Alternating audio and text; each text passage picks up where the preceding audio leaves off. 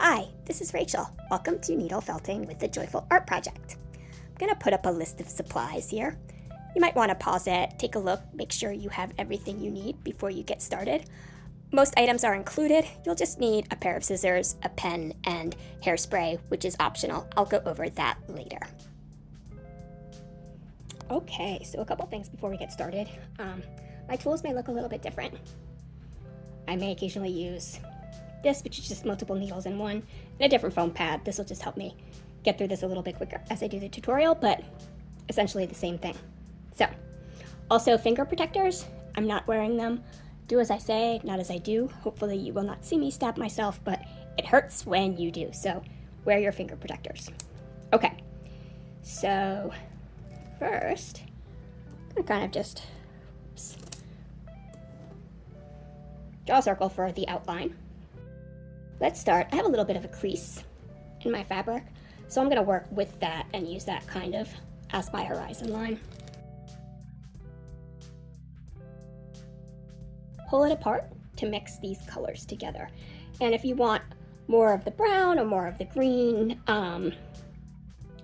you can end up layering it the way you'd like to. I'm going to pull a little bit of each color out, just so I have some reserve in case I want to make some changes afterwards.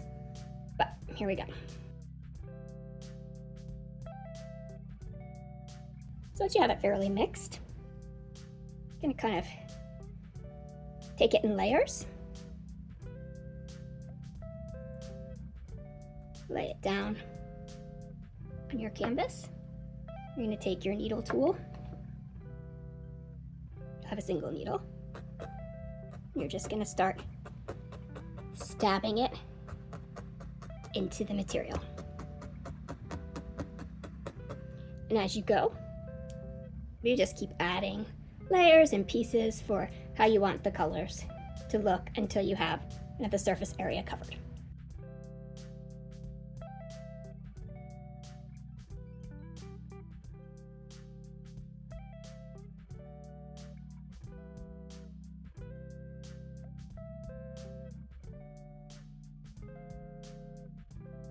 As a note, when I start, I usually go up and down, straight in. And if you want to kind of if you want to do some more detailing, you can kind of come in at an angle, but always come out the same angle you come in, otherwise you're going to snap off your needles. Okay, so now you really have your foreground completed here. And you'll move on to your next color. So we're going to do very similar for the sky that we did for the ground, and we're going to mix colors, and you're going to do it in layers. So again, you're going to have 4 different colors in your sky bag. You're going to have a gray, a light blue, and you're going to have 2 accent colors. This is for kind of a stormy cloud, and this is going to help define your horizon line, and this is a navy blue. So we're going to set those 2 colors aside for the time being. And you're going to do the same thing. You're going to mix up your 2 colors just by tearing them apart.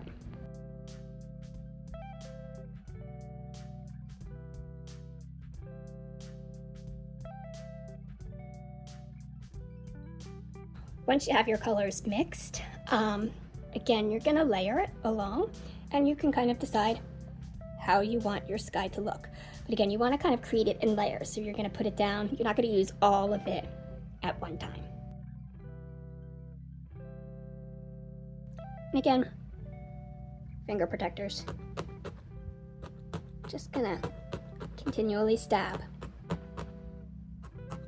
Don't worry, we're going to fix up and neaten up the horizon line.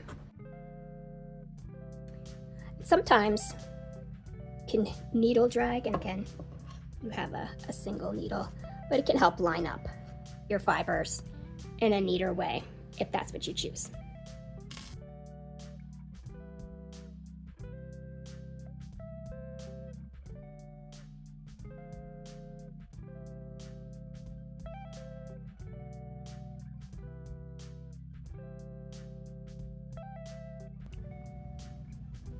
Okay, so now we have kind of our base sky, and I've still saved some here.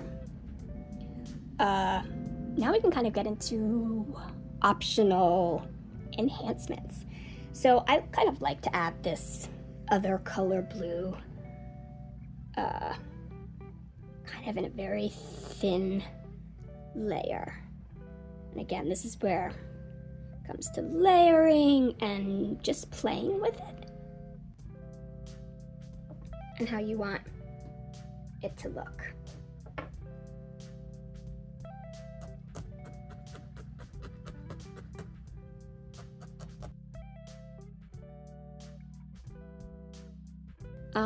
You could even,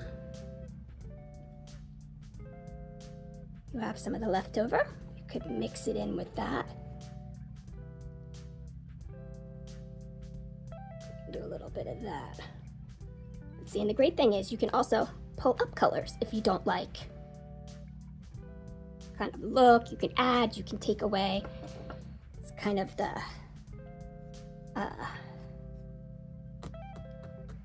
no fear of mistakes. You can always pull it up or cover it up.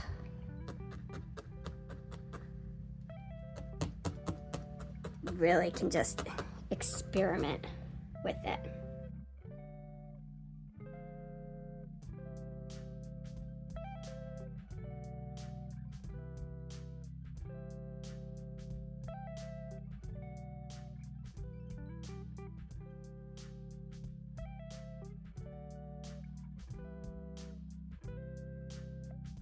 Now you have the choice. Again, if you want to make any changes to the sky before you add the tree, as once you put the tree in, we're not going to really be able to do too much to our sky. We have our white color here, which I'm going to use for snow, but you could also bring some into the sky if you would like. So now we want to just define our horizon line. So you're going to take that navy, thin navy piece, you're going to put it right where you want that horizon to be. And see, I'm going to use the single needle as well. You're just going to stab it into the material across the line. And again, if your needle breaks, it's okay. That's why there are extras.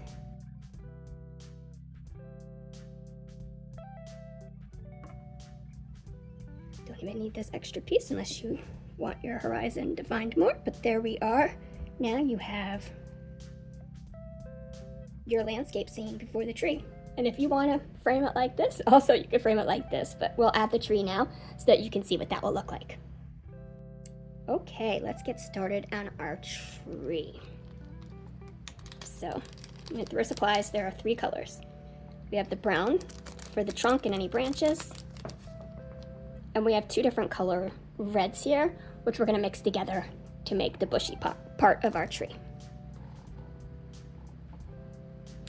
So you want to decide where you want the tree. I usually like to make it off center somewhere, but wherever you want your tree. Just gonna kind of pull out thin layer. I even twist it a little bit. Again, none of this is about perfection. So I like to say, whoops, where I kind of want the top of the tree to be. I'm gonna say this part will be covered with the bushy part. I'll do it about here.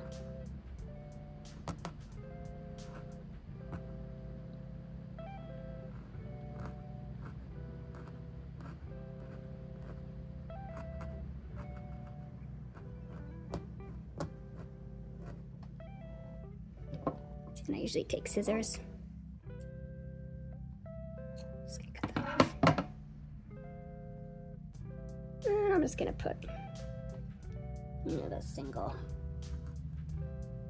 branch here. Ooh.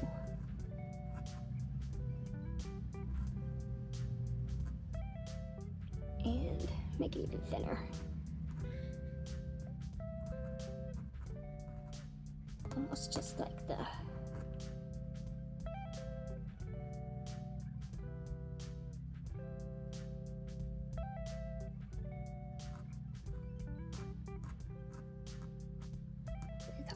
isn't in the video.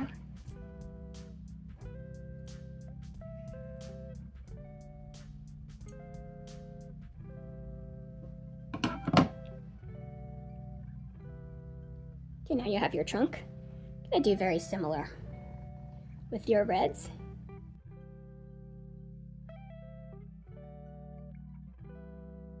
I'm gonna take little pieces at a time. Just kind of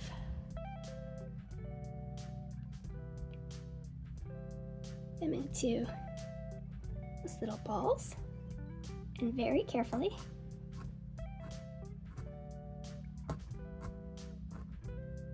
stab them in.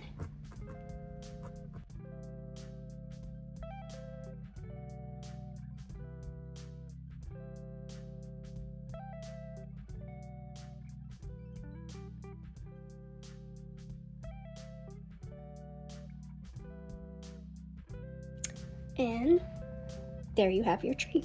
Make it as big or as small as you want.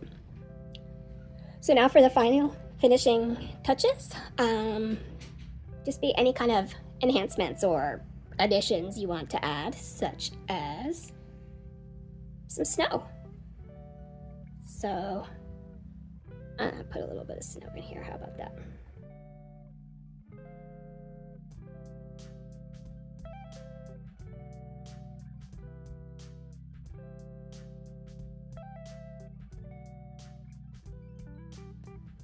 So now I kind of like to just do a little bit of a once over. All right, making sure everything is nice and secure.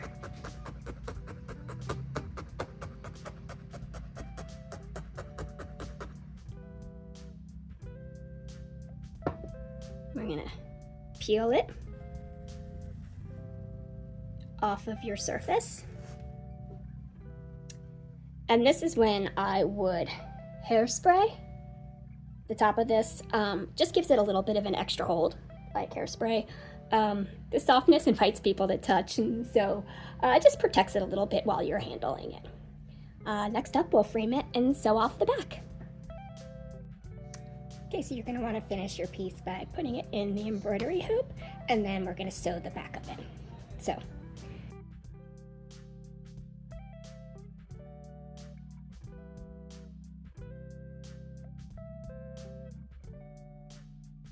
okay, now you have your finished piece and your threaded needle. I like to kind of first cut my corners off.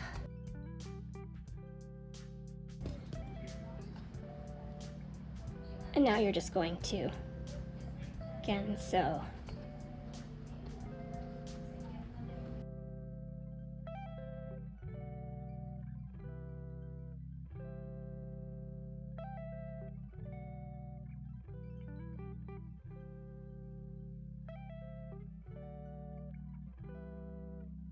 Okay, so once you have it sewn all the way around, you see it doesn't need to be perfect.